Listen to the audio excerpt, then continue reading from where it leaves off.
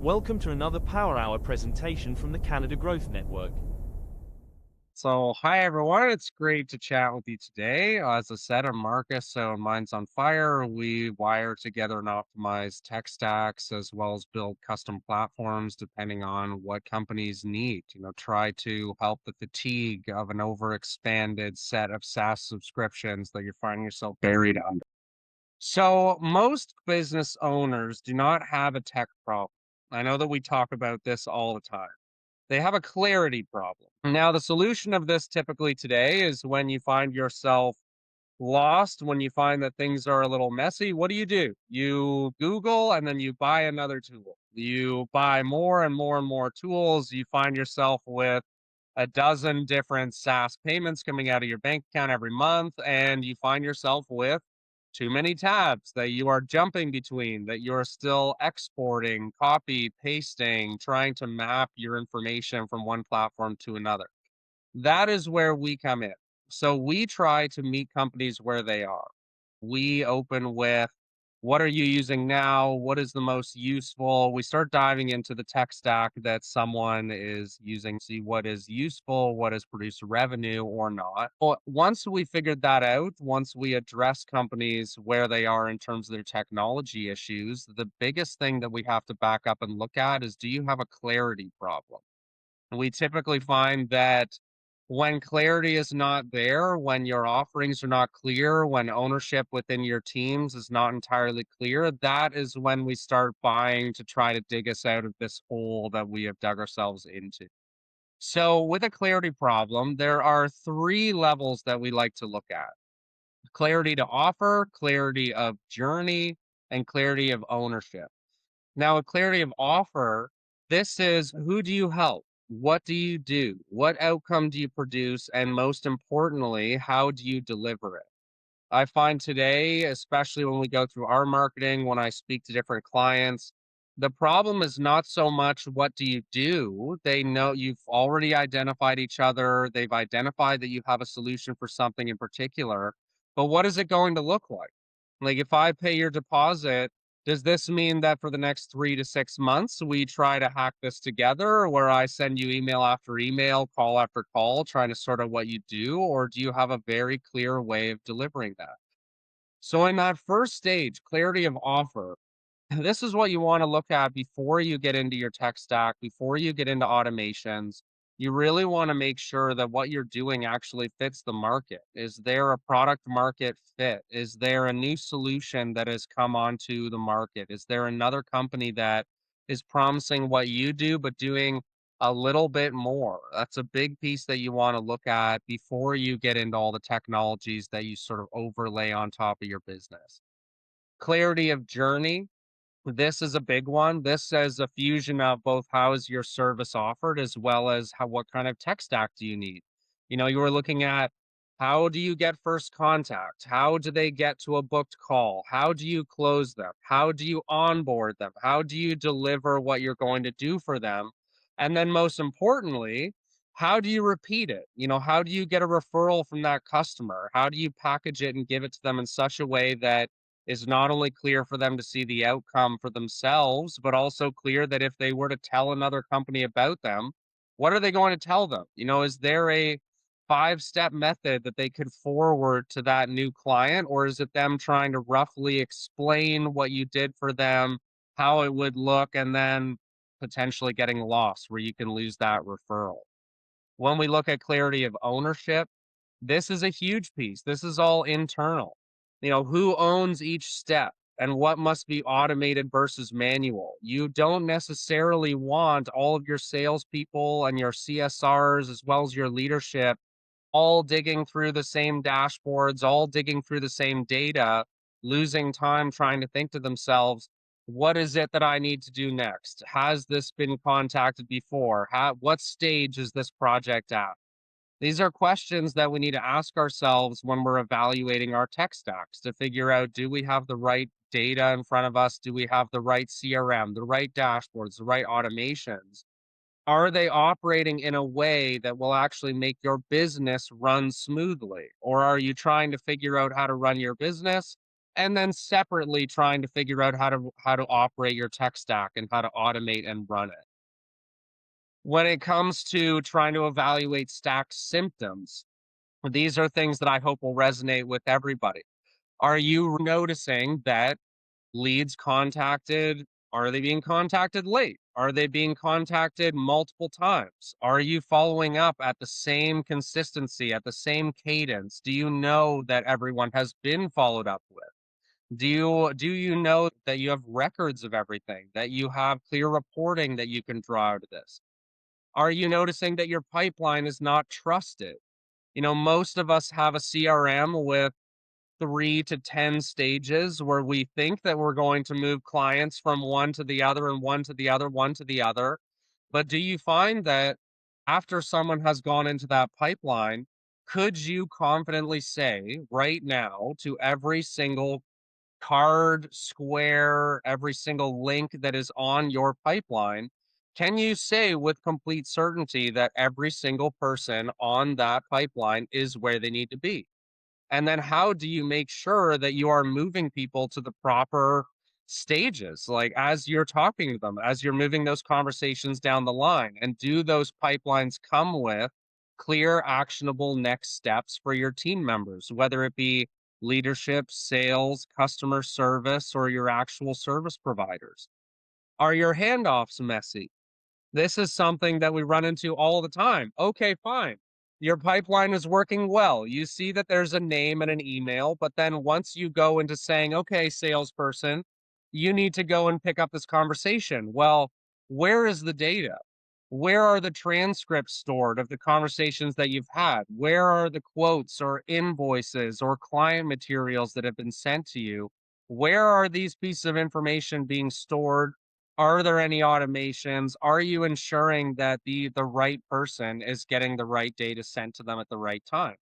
And then the clear one, do you have too many tools, too many logins, no single source of truth? You need to think this through, because if you can say yes to any of that, there needs to be a change made. These are the types of questions, the type of conversations that we have with every client, because we typically find, if we are really honest with ourselves, there are several pieces of technology that you bought simply because, and no fault to you, but it looked cool. It had AI attached with it.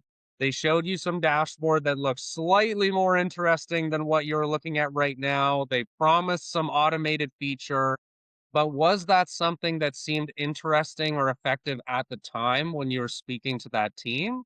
Or is this something that has actually become part of every single day that you're using, that you're operating your business, that you're using your tools? These are all questions that we want to make sure that every company is asking themselves, so that we are not just pouring money into all these applications all the time. One example, there's a plumbing company that we are working with now to build their system. They are currently on Jobber, which they thought would be the be all end all best platform they've ever seen. And then everything still falls into a massively scattered calendar.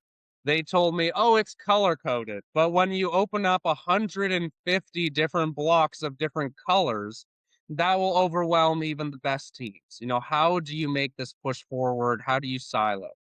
This company also talked to us about how they are growing very quickly. They're splitting into not only plumbing, but plumbing, HVAC, electrical, as well as general contracting work.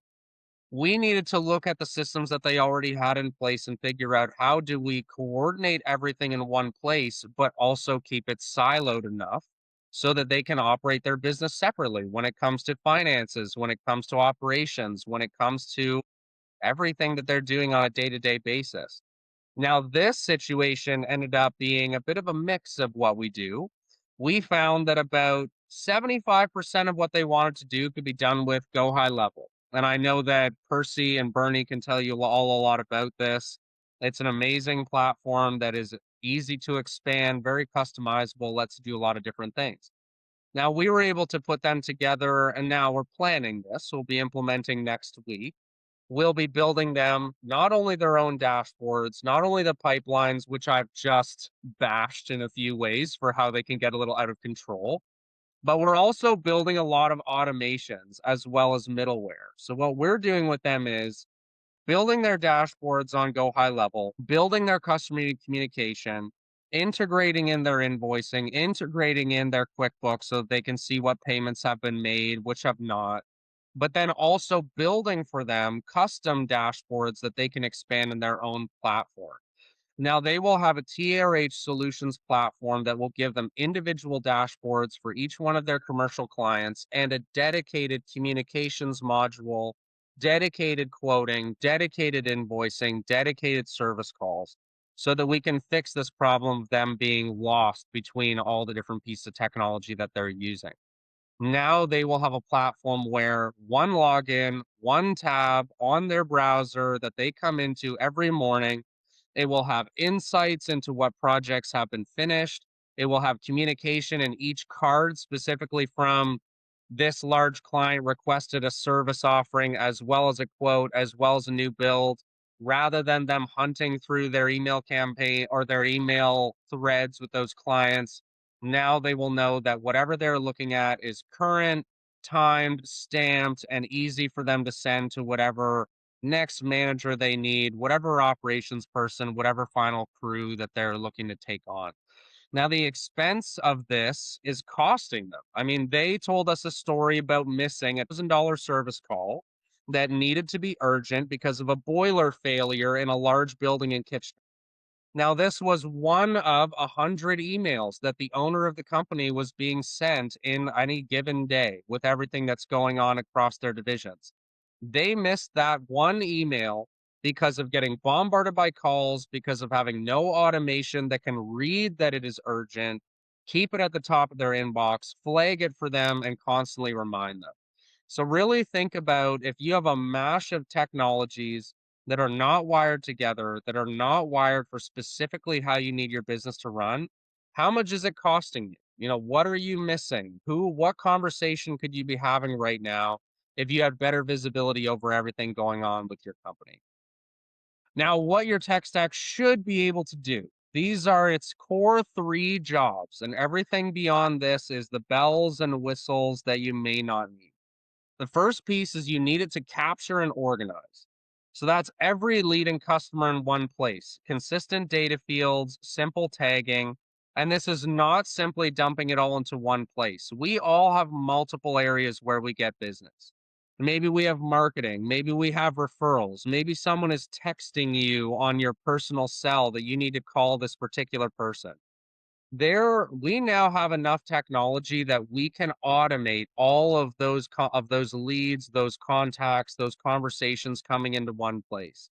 That is your number one. You need to be able to capture everything so that it is at least under your control to manage rather than trying to find it, hope that it has not been lost, hope it is not somewhere else. The second job of your tech stack is to move people forward. Now, this comes in with automations, confirmations, reminders, follow ups, setting internal tasks automatically. And this is both internal and external. You need your entire team plugged into this tech stack so that they know what confirmations they have for their meetings, what reminders they have for follow ups they need to make, what internal tasks they have. But you can also do this externally. You know, we all need more information from our clients. We all need them to fill out onboarding forms. We all need them to give us certain information so that we can build quotes. It is now easy enough to automate your tech stacks, and this can come with a little bit of fear, but don't be scared to give your clients homework, to give your prospects next steps that they need to take so that they can work better with you. These are the kind of automations that you want to be looking for, whether your tech stack can already do them, or you need to be looking for someone. If it isn't a company like mine, even finding an hourly person or finding someone that can put these automations in place for you. You'd be very surprised to see how much further you can go beyond your CRMs, your dashboards, your email campaign systems, where you can actually keep in touch with all of your clients, give them information to fill out, make sure you're keeping tabs on them. So, big things to think about for this. Think about how you interact with your clients, think about how you interact with your prospects, and really think about what are your non negotiable automations. You want to think about what you are already doing for every single client that comes in, what sort of conversations you're having, what information you find you are always gathering from them. These are things that you want to look towards being able to automate. And this can greatly increase revenue. It will stop you from forgetting about clients. It will make sure that your quoting gets much faster. It will make sure that you release invoices more quickly. And there are a lot of emotional pieces to business. Sometimes when you have a client that may be paying you $20,000, you can hesitate hitting send on that invoice or hitting send on the quote. Will I win it? Will I get beaten by somebody else? Will there be someone else quoting at the same time? But we've all heard the term speed to lead, and we really need to take that and own it. You would be surprised how often you can make a client just by getting the information to them in a timely manner. It can take a day, it can take 2 days, even hours for someone to forget about how excited they are about you, how knowledgeable they think you are, how badly they want to do business with you. Automations, when you get a solid process down that you know have won before, automating that process to go to clients, it can take away stress, it can take away doubt, it can increase your revenue by getting you more and more clients. The third major job of your tech stack would be to show the truth. And this is what you want in one scorecard. We all know about pipelines. We all know about you triggering that I've contacted this person or I've followed up with this person. But you want a platform that is automated, pulling in pure, truthful data from everywhere in your organization. Pulling in, has someone been contacted from your email? Pulling in your text message chats? Pulling in, has this invoice been paid? Has this quote gone out? You want all of this information in one place so that you can guarantee that whoever is looking at this, whether it's the owner, operations, salespeople, customer service, your field staff, whatever it is, that that data is clean and honest, that we are not looking at whatever that salesperson who may be trying to pad their numbers or maybe hide a bad conversation, or a customer service rep who maybe got into an argument with someone and just feels bad about it and doesn't want to display that information to you. Automatically bringing in this data and having it in one place for everyone to see, tagged to the right team member, can do wonders for a business. Now I'm going to what I'm calling the tech stack detox method. This is a way to take a step back from all the platforms that you're using right now and to try to put them into an effective place so that you know that everything is running smoothly. The first piece is to map your revenue path. So we're not talking about technology yet. We're thinking on revenue.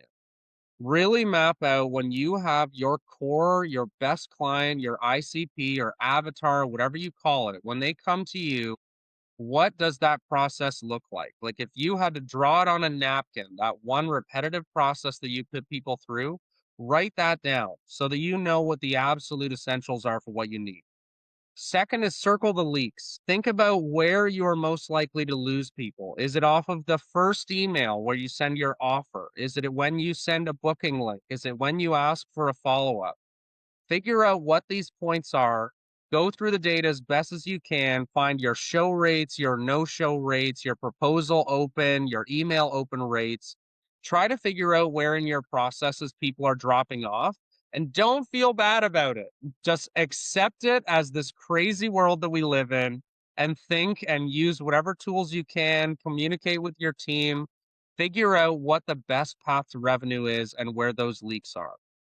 The next piece is standardizing the next step.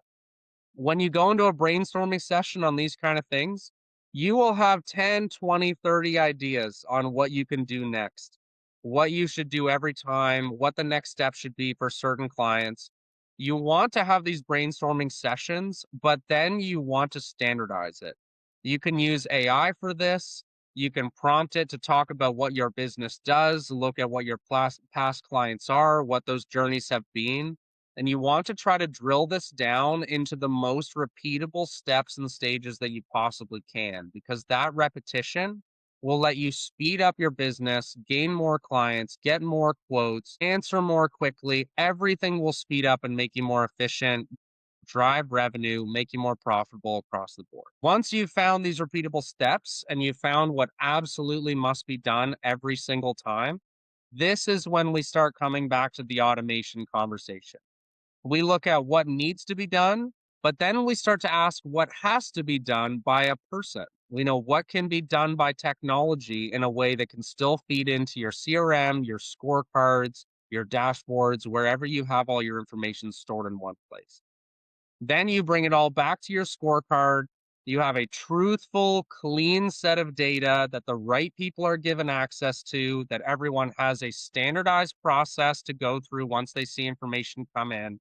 And this will start to run your business in a much more repeatable, predictable way so you can grow revenue. So clarity first, tools second, automation third. That is the number one thing that I can say for all of this. We all know AI, we all see platforms all the time. Technology has been around for a long time. But if we do not have clarity first, then we will lose ourselves in tools. We'll keep trying to bolt something else onto our tech stack every day, every week, every month. And then all you find yourself with is a draining bank account, confusion, and clients that are not being supported, not being closed, not being taken care of in whatever you've said you will do for them. So this is what I will leave you all with. If you had to delete half of your tools tomorrow, what would you keep? What would you drop? And what would you rebuild as a system? This is the clarity that you want before you dive into tech stacks and all your tools and start paying SaaS out to everybody all the time. That is what I would leave you with.